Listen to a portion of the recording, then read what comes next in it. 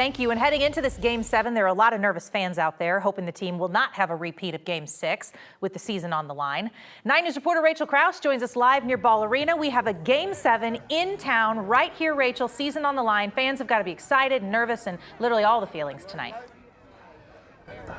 Yeah, Jenny, it's starting to get pretty busy out here outside of Ball Arena. Folks had been lining up waiting for their chance to get a seat. Now they're making a steady stream on into Ball Arena, although a few are pausing to see what the Denver Nuggets dancers have going on out here tonight. Now, fans are excited. They are hoping that the Nuggets are locked in for a win here with Game 7. And after the Game 6 performance they had, nerves are high.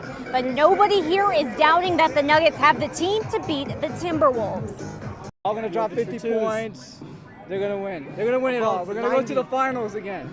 We're going to repeat. We're going to get another ring. It's going to be a close. I actually want to say it's going to go down to the last shot. Hopefully it doesn't come down to that. Hopefully it doesn't come down to that, but it's going to be a good game. Now, folks here are feeling pretty good that the Nuggets have a home court advantage for Game 7. Everybody ready to see what the Joker and his team have in store. Tip-off is at 6, and all eyes will be on Ball Arena. Reporting live in Denver, Rachel Krause, 9 News. All right, Rachel, thank you. It's been a big day in Denver with the action starting downtown even earlier. Thousands of people at the Colfax Marathon, Denver's biggest race weekend. Between today and yesterday, almost 25,000 runners joined one of the many races. Fernando Cabada came out on top in the men's full marathon today. He lives in Aurora, and even though he is already a decorated runner, he just decided to run this race a few days ago.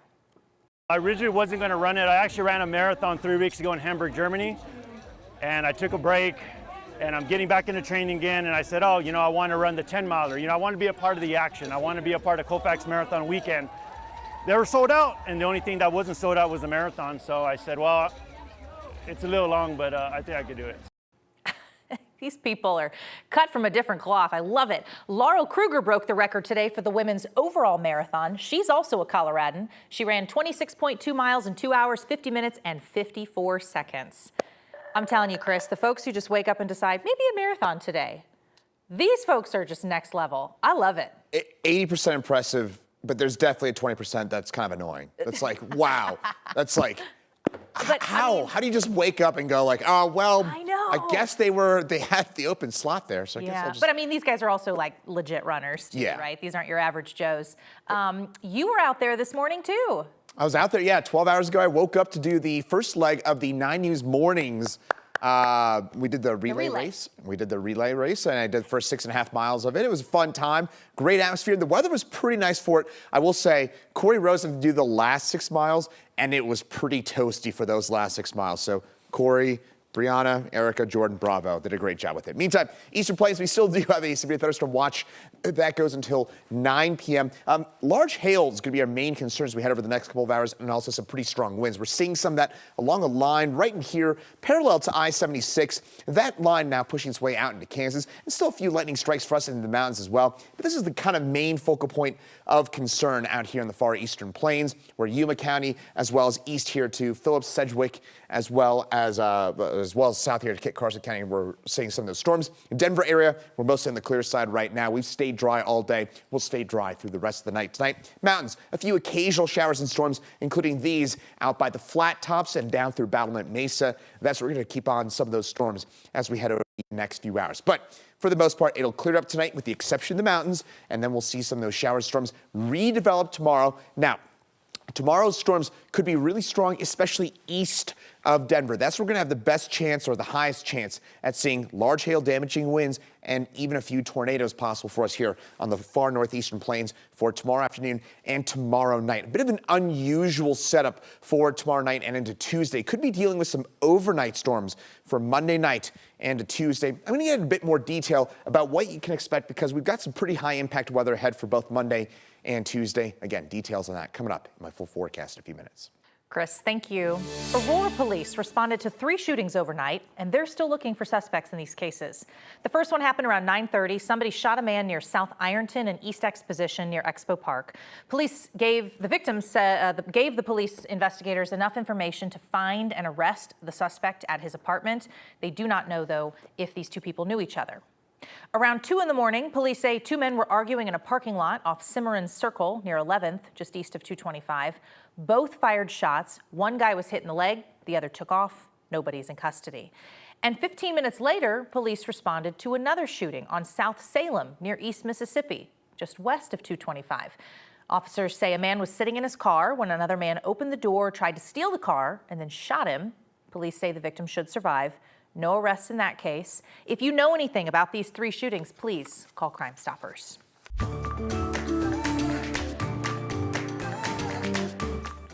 Families at a DPS charter school can now look ahead to another school year. This is after Wyatt Academy's Board of Trustees moved to try to close the school this spring, but parents, students, and staff fought back. Here's 9 News reporter Janelle Finch. Little feet will continue to walk the halls of Wyatt Academy into the next school year. Board member Aisha Lloyd-Williams absolutely. says from the day she walked these same halls with her now kindergartner, she stepped into something special. I knew in that moment, this is where my daughter needs to be. And that's why she and other community members fought for it when Wyatt's days were numbered. There was that moment of tension and honestly intense sadness of the possibility of Wyatt being no longer. In January, Wyatt's Board of Trustees moved to close the school at the end of the year and combine with another charter school, but the community pushed back. There was a part of me that just said, I'm not willing to take this. And I could hear that a lot of other voices said the same. And the board ultimately didn't have enough votes to pass a formal resolution. Since then, Lloyd-Williams says 5 board members that were originally in favor of closing the school have now since resigned. Over the past few months, so many of our students and families have undergone a lot of uncertainty about Wyatt's future. And what we have been working fervently to do is to first start with that vote to say that we are going to be here and we are here to stay, and now to move and actively engage so many of our community partners so that we can help to firm that as well. Now, Wyatt Academy is looking toward another school year. At Wyatt Academy, our future is not only bright, but it is secure. Another year where the last day of school isn't the last. Janelle Finch, 9 News. DPS families have until August 30th to select or change their child's school for the next school year. Today is the last day to give public feedback to the Poudre School District as they work through plans to consolidate schools. Last week, parents at a board meeting pushed back against any potential closures. The school board presented their planned potential closures of 5 schools after they'd published plans online a few days earlier. Some parents say they were surprised to see their own school on the list. Suddenly, our school was listed in all 4 scenarios with no warning to our staff or community. This is like my home. It's the place I've always been here for since I was 5, so it's very important to me. The district tells us this process is not done, but the lists of schools that could close came from a volunteer committee of dozens of parents and staff. The school board is expected to vote on their consolidation plan on June 11th. On Tuesday, parents from one of the schools on that list, Johnson Elementary, they're planning to have a car parade in the morning. They want to talk about how closures could impact the traffic flow if fewer kids can ultimately walk or bike to school. Next month, a DPS committee will propose a plan to the school board to pay for air conditioning in more Denver schools. If the board approves it, this will be up to the voters this fall. 30 DPS schools still rely on portable cooling devices and fans, and sometimes even just taking a heat day. But a new Community Planning Advisory Committee is looking at a new bond measure that could provide $975 million to get AC in the 30 schools that don't have it. Some of the people on the committee are students.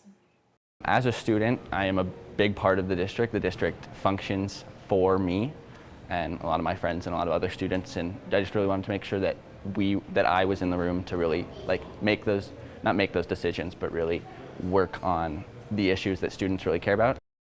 The board is expected to take that vote on the bond in August. If they approve it, this will go to voters on the November ballot.